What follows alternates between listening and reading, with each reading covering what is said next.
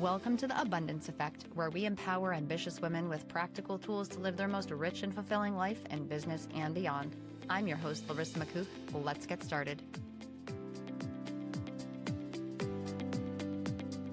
Have you ever opened your laptop only to think about something really important, and then 15 minutes later, you check your email, answer a few messages, open ChatGPT, look at your calendar, and somehow still haven't actually answered the original question? You may have gathered more information, but have you actually thought about or even paid attention to what you were doing? Now, if you're a professional woman who spends most of her day processing information, solving problems, making decisions, and responding to other people's needs, this episode is for you. Because today I want to talk about why I still put pen to paper every single day, starting early hours of the morning, and especially in the age of AI, where it might seem counterintuitive, like why bother using these little things, pen and paper? I'm not anti-technology. I use technology. My business uses it. It saves time. It organizes ideas. It can absolutely help you see possibilities that you might have otherwise missed. However, the danger isn't AI. The danger is becoming passive and just becoming a passive consumer and outsourcing a lot of your thinking. So you don't even hear yourself think. You don't even know what's going on in your mind. So today I want to talk about why handwriting creates a very different experience than typing, and why I actually take time to deliberately write each and every morning, how sometimes using my non-dominant hand and one simple practice that you can actually use to think more clearly before the rest of the day can start working for you. So let's get into this. We are outsourcing so much more than just tasks to AI. We're outsourcing more and more and more and more of all parts of our lives. Our phones remember numbers. Great. But do you use that part of your brain anymore? Probably not. You're just dial a name. You don't even know people's phone numbers. GPS tells us where to turn. Are you thinking about what the most effective route is? Are you even thinking about what route you're taking, or do you just follow GPS? Apps tell us when to drink water, when to stand up, when to breathe, and apparently when we've had a bad sleep, just in case we weren't grumpy enough. However, AI, it's great at writing, summarizing, analyzing, planning, and generating ideas. This is called cognitive offloading. Okay, so using something outside of you and outside of your mind to store information and perform part of the thinking process. However, cognitive offloading isn't a bad thing. It's the way we're using it. Okay, grocery lists are cognitive offloading. They're good. A calendar is cognitive offloading. Great. I'm not suggesting you memorize every appointment, try to navigate Toronto using the stars. However, what I am suggesting is that you stop delegating and just giving everything away without paying attention. There was a study done in 2025, and it involved 319 knowledge workers. It found that their confidence in generative AI was associated with less reported critical thinking effort in AI-assisted tasks. So it basically doesn't mean AI automatically makes people less intelligent. It does suggest that how we use it matters. AI can become a brilliant thinking partner, or it can become a really, really polished substitute for having a real, true, original thought. Now, I want it to support my brain, not repossess it. And so this is exactly why handwriting feels different. When you're writing by hand, it's different than typing. Typing is really, really fast for many of us. It's one of the greatest benefits of typing. So if you want speed, typing is great. However, the speed can also allow you to skate across the surface of an idea. You're not really paying attention. Your fingers are moving, you're hearing things, but there's a disconnect. Handwriting, it actually slows me down just enough. So I actually have to stay with the thought. I actually have to pay attention. I can't open 17 tabs in a notebook. I can try, but it gets really messy really fast. There just isn't enough space. Writing by hand, it involves language, memory, movement, touch, and visual processing. And one EEG study of young adults, it actually found that way more elaborate brain patterns and brain connectivity happened during handwriting than typing. It doesn't claim that handwriting is universally superior to AI, but there is definitely more activity going on in here. I don't want you to throw away your laptop. I don't want you to toss your phone. But what I am saying is handwriting creates a different kind of attention. The pen moves more slowly than your mind. And in that gap, in that space, you have the time to notice things. You're going to notice when your sentence trails off. You're going to notice a word that you keep repeating. You're going to notice if you've written, I don't know, like 4 times in a row. And when you do, you might in fact know the answer. You just may not like the answer. And so those are very different things. It forces you to pay attention. Now, I don't write every single morning because I believe the pen is enchanted. Like, love pens, but it extracts something powerful from within. I write because thinking is powerful, and we were given the gift of being able to think. So many other animals and creatures on this planet, they don't have the ability to think.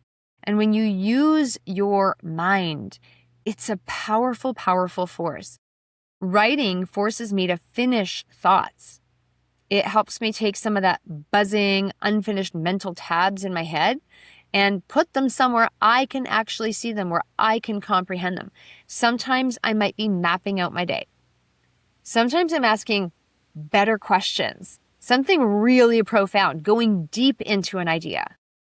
Sometimes I'm writing a thought or scribbling some thought seeds together for a podcast or maybe a client or a business. Maybe I'll pray, I'll write affirmations, I'll write desires, I'll go through some gratitude. Sometimes it's just 2 pages of what can be described as like absolute nonsense before one useful tip finally shows up. All forms of writing are welcome. The point isn't to produce beautiful writing. The point isn't even to become super legible. My son sees my writing. He's like, Mama, your writing is messy. The point isn't for everyone else to read it. It's for me to pull something out of me. You want to know, you want to pay attention to what's happening and what's going on inside you. One of the things I've realized for myself and also with the clients that I've worked with is your body, it knows when you're telling yourself the truth. You may consciously create some kind of impressive explanation, or you may try to rationalize something. You might build a 10-page slide deck defending a decision you already know isn't right. But your body knows, and it's going to fight, it's going to pull, it's going to move in a direction. It's going to contract. It's going to get tighter. It's going to give you signals. There might be heaviness, some kind of hesitation, or maybe even relief when your truth, something real, something honest and authentic actually lands. Pen and paper can help you hear it. So what it's doing is writing creates a pause between stimulus and response. Most women, they wake up and start reacting almost immediately. They hear an alarm, they hear a phone, they hear messages, they hear children. Emails come in, the news happens, your calendar is going in all different directions. Someone somewhere needs something all the time. And before you've actually asked yourself what you think, before you've paid attention to what matters to you or how you want to show up, the outside world, it's already handed you your agenda and you're off to the races. But writing causes a pause. It does not have to be a dramatic 3-hour ceremony involving candles, chanting, some kind of important stationery, although I have nothing against beautiful stationery or taking extra time to pause. But even 5 minutes can be really, really effective. The point is the pause. Hitting that pause button is what matters, because that's the gap. That's the space where you move from reaction to intention. You stop consuming long enough to create. You stop responding long enough for you to actually decide and make a decision. You might stop asking, what does everyone need from me? And you might pay attention to what you need from you, what you need to be a leader in your own life. 2026, all year long at the Abundance Academy, we've been talking about the concept of self-leadership. Well, what do I need to lead today is a great question. That is self-leadership at the finest. Go answer that and show up in your own life. One of the things I might do is sometimes I even write with my non-dominant hand, and my writing looks like it belongs to a small child that's writing on a gravel road in the car. It is not elegant. It is not cute. It's all over the place. It's big. It's very clunky. But what it does is it forces me to slow down. And I've done this with tons of clients, and no one's impressed with their writing. But what it does do is it forces you to hit the pause button, slow down, focus on the words, not just the sentences.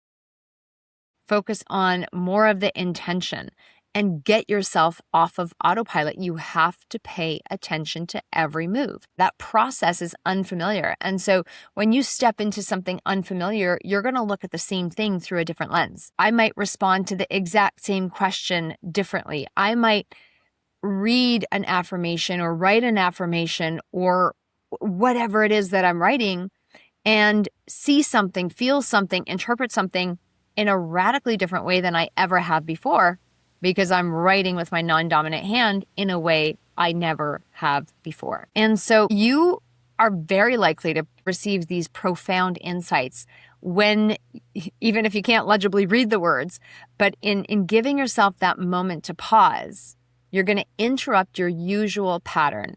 And that interruption, it creates room for something different. So there's a practice I want you to try. And this is inspired by a marketing and copywriting group I'm a part of. We meet once a week to actually write. Very rarely do we use AI. We actually are practicing the skill of getting our thoughts out onto paper, really paying attention to what the words and the intention is. And that is absolute magic, because you pull things out of yourself that you didn't even know were there before. So this little practice is inspired by Sierra. So thank you, Sierra, if you're listening to this episode. But the next time you're tempted to immediately ask Google, AI, a friend, a group chat, what you should do, I want you to pause, pull out a piece of paper, and actually write, pen to paper. What do I already know about this? And give yourself 5 uninterrupted minutes, no editing, no research, no filter, no checking, no asking AI to make sure it sounds better before you've said anything at all, but just write for 5 minutes. And after 5 minutes, knock yourself out, go use your tools, go ask for additional perspectives, research whatever you might be missing. Do that. The tools are there to help. But use AI to challenge your assumptions. Use AI to organize your thoughts or show you options. Make sure to begin with yourself. Now, this is a simple sounding exercise, and I promise you, if you start to do this and make this a part of your everyday practice, you will get wildly and different results, because AI is so much more useful when you actually put something smart into it. When you bring a mind that's awake and discerning and actually engaged, you're going to put better stuff into AI and be able to use the technology to expand your thinking and not avoid it. Okay? Stop delegating your thinking responsibility. Stop delegating and outsourcing your mind. Each and every morning, it gives you an opportunity to stop reacting and start thinking. And this is one of the reasons I am so incredibly passionate about mornings. Now, I love waking up early. I'm an early bird. I'm up at 4:05 every day, or sometimes sooner. And I don't think everyone needs to wake up at 4. Okay? Follow your internal alarm clock. I also don't think you need a 12-step morning routine involving lemon water, ice baths, and 12 hours of meditation before the sun has decency to rise. However, your morning, whatever you include in it, is the most valuable time of day, because this is your daily training ground. This is where you get to hit the mental gym. This is where you can practice hearing yourself before the noise begins, and where you actually remember what matters. Your brain is so differently awake. It's in a very creative state when you wake up. And when you align your thoughts, your identity, your actions before the world starts pulling you in so many different directions, you are going to thank yourself. Right? The woman that you train yourself to be in those first moments of the day is the woman that you're going to carry into the rest of your day. So that's my challenge to you. Use your mornings. Also, before you try to outsource your thinking, use your own mind. So today we've talked about a lot why I still put pen to paper in the age of AI, not because technology is the enemy, but because passive thinking, it really is. It's not serving us. We talked about cognitive offloading and the difference between wisely using a tool and surrendering the work of thinking altogether. We talked about how handwriting slows the process and engages your attention differently to actually help you notice your own patterns. And I gave you one simple practice, okay? Before asking the world for its answer, ask yourself, what do I already know? Write it down for 5 minutes, then bring in the tools, but bring your wisdom first. Technology second. And if you are ready to become more intentional about how you begin your day, I would love to invite you to my Rewire Your Morning, Reinvent Your Life Masterclass. This is not about adding another complicated routine to your already full life, but it is about learning how to use your mornings to think more clearly, to reconnect to who you are, and train the habits and identity that support the success that you're ready to sustain. So this is a 90-minute session, and I'm going to walk you through the hidden patterns that can derail even the most capable women. I'm going to share the 3-part morning formula that I use to help turn good intentions into meaningful results. And best part is it's absolutely free. So you can register through the link in the show notes, because every single morning you have a choice.